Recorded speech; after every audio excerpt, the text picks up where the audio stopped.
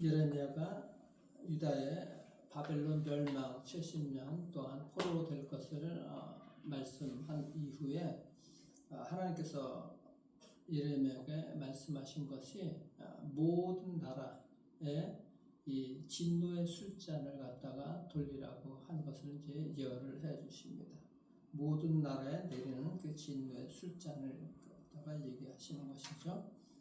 진노의 술잔에서 우리가 생각해 볼 것이 있는데, 모든 나라에 내린다. 그러니까 하나님을 믿는 백성들뿐만 아니라 유다 민족을 하나님께서 그들의 하나님 말씀대로, 하나님의 백성이 하나님의 말씀대로 살지 못한 것을 하나님이 책망하시고 징계를 내리시는데, 그 이후에 모든 나라에 대해서도 이 진노의 술잔을 돌리신다고 말씀하셨어요.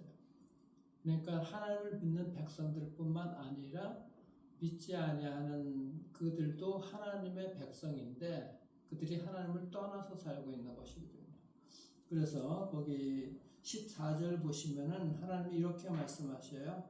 여러 민족과 큰 왕들이 그들로 자기들을 섬기게 할 것이나 나는 그들의 행위와 그들의 손이 행한 대로 갚으리라. 즉 사람은 자기 행한 대로, 자기 행위대로 나중에 그 평가를 받게 될 것이라고 말씀하고 있는 것이죠.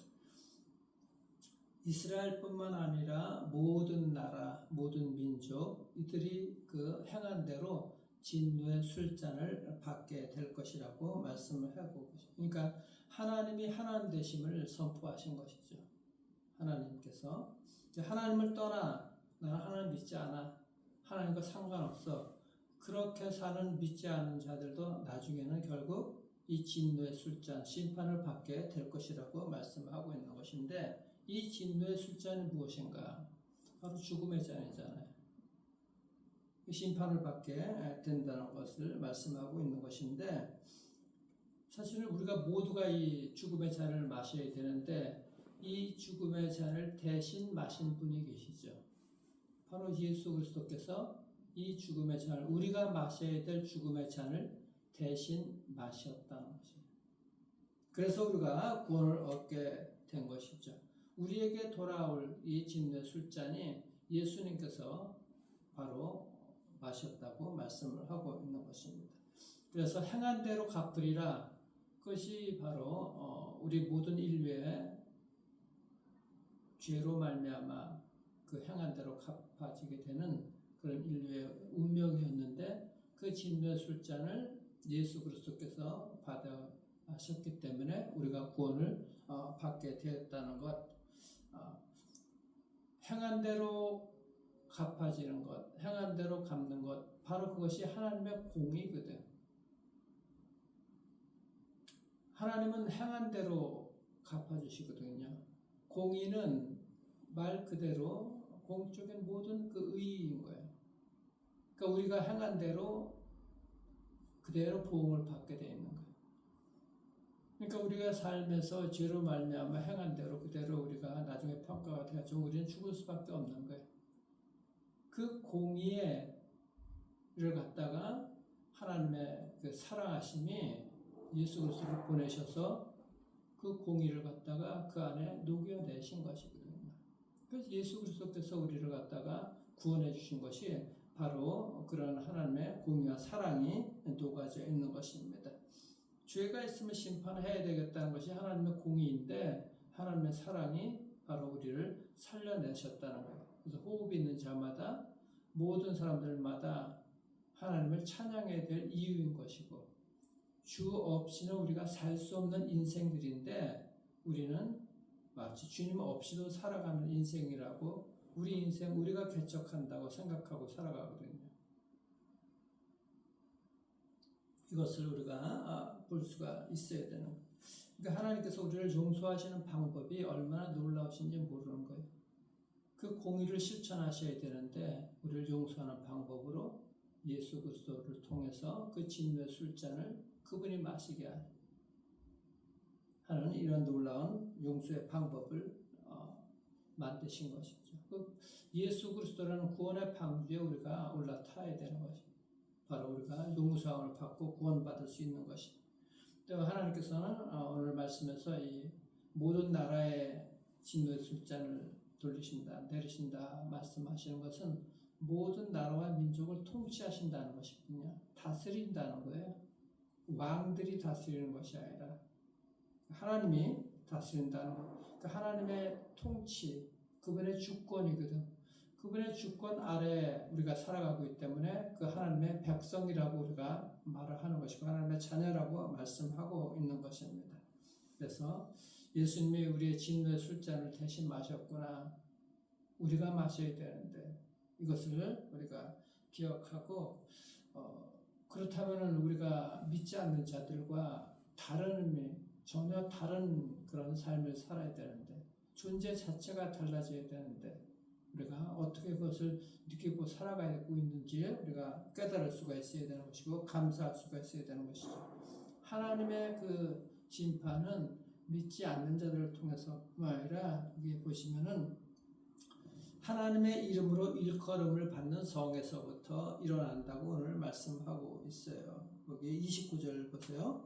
보라 내가 내 이름으로 일컬음을 받는 성에서부터 그 하나님을 믿는 백성들이 사는 그곳에서부터 재앙을 내리기를 시작하였은즉 너희가 어찌 형벌을 면할 수 있느냐 면하지 못하리니 이는 내가 칼을 불러 세상의 모든 주민을 칠 것임이라 하셨다. 만군의 여호와의 말씀이니라. 이것이 하나님을 믿는 백성들이 사는 그 도시로부터 이 심판이 임하게 된다는 것. 생각해야 될 것이 아담으로부터 죄가 들어왔잖아요. 그리고 예수 그리스도를 제2의 아담인 예수 그리스도를 통해서 이 모든 죄가 용서함을 받았어요. 우리가 이것을 믿고 알고 있다 그러면 우리로부터 죄가 시작이 되는 것이고 우리 안에 있는 예수 그리스도로부터 죄가 용서함을 받은 거예요. 쉽게 얘기하면 우리가 세상 속에서 어떤 삶을 살아가느냐에 따라서 우리 주변에 있는 사람들이 죄가 전파가 될 수도 있는 것이고 사랑의 용서로 말미암아 그들도 구원을 받게 될 수가 있다는 것입니다. 우리가 하나님 앞에서 어떻게 살아가야 되는 것인가 하는 것을 오늘 말씀을 통해서 알 수가 있는 것입니다. 그래서 그 30절 그 이하에 보게 되게 되면은 하나님께서 하나님의 자녀들이 살아야 될 지도자로서 예수 그리스도를 믿는 자들로서 살아야 될 것을 우리가 알 수가 있는 것입니다. 우리는 어떻게 사는가에 따라서 아담처럼 죄를 전파하는 자가 될 수도 있고 예수님처럼 용서의 그런 삶을 살아갈 수도 있게 되는 것입니다. 30절 보시면은 거기 있잖아요. 여호와께서 높은 데서 포효하시고 그의 거룩한 청소에서 소리를 내시며 그의 초장을 향하여 크게 부르시고 세상 모든 주민에 대하여 포도 밟는 자 같이 흥겹게 노래하시리라. 심판하실 때 이렇게 흥겹게 노래하시는 포도 그 즙을 밟으면서 포도를 내는 즙을 대면서 흥겹게 노래하면서 그렇게 밟거든. 심판이 그렇게 임한다고 하는데 여호와께서 높은 데서 포효하시고 거룩한 처소에서 소리를 내시며 그의 초장은 유대와 예루살렘 하나님 믿는 백성들도 그들이 사는 도시를 얘기하는 것이 우리가 사는 이 모든 것들 얘기하시거든요. 그러니까 여기서 배울 수 있는 것이 뭔가 높은 데서 표하시고 그러니까 심판이 그렇게 하나님께서 크게 병력같이 소리 지르면서 심판하시지만은 이것이 역으로 생각하게 되면 우리가 이 땅에 살아가게 때 그리스도의 삶을 살아가게 될 때는 하나님께서 용서하셨던 그 삶을 우리는 세상에 표현할 수가 있어야 되거든요. 심판은 이 땅에 우리가 죄가 있을 때는 하나님께서 심판으로 표현하시지만은 우리는 그리스도의 사랑과 용서로서 표현할 수가 있어야 되는 것이고 죄를 포도즙 밟듯이 우리가 흥겹게 죄를 그렇게 우리가 삼키며 나아갈 수가 있어야 되는 것이 오늘 말씀을 통해서 우리가 또 알아야 되는 것입니다. 그래서 그의 초장이라고 말씀하셨어요. 하나님께서 다스리는 그 초장, 그 심판의 초장이 되는 것이 아니라 우리가 살고 있는 것이 시편 23편에 있는 것들처럼 푸른 초장, 하나님께서 인도하시는 푸른 초장이 될 수 있도록 우리가 삶을 살아갈 수가 있어야 되는 것이죠. 34절 보시면은 그것이 나오는데 너희 목자들아 외쳐 왜곡하라 너희 양떼 인도자들아 잿더미에서 뒹굴라 이는 너희가 도살 당할 날과 흩음을 당할 기한이 찼음인즉 너희가 귀한 그릇이 떨어진 것 같이 될 것이라. 유대 그 민족들 사람들뿐만 아니라 지도자들이 양떼를 제대로 인도하지 못했기 때문에 그들 모두가 흩어지게 되는 것이고 힘들게 삶을 살아가게 될 것이라고 말씀하시면서 그들 지도자들, 목자들 모두가 귀한 그릇이 떨어져서 깨져서 부셔듯이 될 것이라고 말씀하시거든요. 유대 백성들을 그렇게 흩어지게 만든 건 너희 지도자들의 책임이다. 너희 지도자들은 귀한 그릇인데 그렇게 깨지게 만들었다. 그를 흩어지게 만들었다. 망하게 만들었다. 그런데 이것은 지도자들뿐만 말씀하시는 것이 아니죠. 모두가 다 하나님, 우리는 깨어지기 쉬운 존재지만 하나님의 귀한 그릇들이거든요. 말씀대로 살지 않게 되었을 땐 떨어져서 깨어져서 부서진다고 얘기를 하는 거예요. 옹기는 질그릇은 떨어져서 깨어지면 아무 쓸모가 없잖아. 물도 담을 수도 없고. 그러니까 중요한 것이 뭔가 깨지기 전에 관리해야 되는 것입니다. 그리고 깨지기 전에는 징조가 있어. 금이 가는 거거든요. 저희 어금니가 지금 깨진 상태로 이렇게 금이 가는 상태로 있는데 조금씩 보면 아파. 그러니까 늘 관리를 해야 돼. 조심스럽게. 그리고 늘 후회하는 것이 이거 깨지기 전에 그렇게 하지 말았어. 딱딱한 거 먹지 말았어야 되는데. 옹기가 바로 그런 것이냐. 금이 가면은 이거 금 같고 이제 깨지구나. 떨어져서 부셔져서 아주 못 쓰게 해버리면 안 되거든. 우리가 이것을 늘 깨달을 수가 있어야 되는 거예요. 분명한 것은 그릇은 우리는 깨지기 쉬운 존재지만 귀한 그릇이거든. 하나님의 존귀한 그릇입니다. 그리고 그런 질그릇이지만은 그 질그릇 안에 보배로운 예수 그리스도 보물이 담겨 있잖아요. 그렇기 때문에 얼마나 귀한 존재인지 몰라요. 귀한 그릇인지.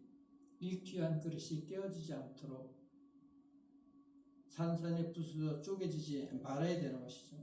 그 깨지지 말아야 될 그런 것 우리가 경고를 받잖아요. 늘 우리가 조심해야 되잖아요. 그런 관계가 뭔가 깨지지 않게 해야 될 그 관계가 하나님과의 나와의 관계인 것이고 사람들과 사람들과의 그 관계인 것이죠. 그것을 마음껏 우리가 깨지기 전에 서로 아끼고 존중하고 사랑할 수가 있어야 되는 것입니다. 깨지면은 떠날 수도 있고 깨지면은 모두가 이게 아무것도 안 되는 것이죠. 그런 관계. 그래서 우리가 더욱더 하나님과의 그 관계가 금이 가지 않게 말씀을 순종하고 그렇게 더 나아갈 수가 있어야 되는 것입니다.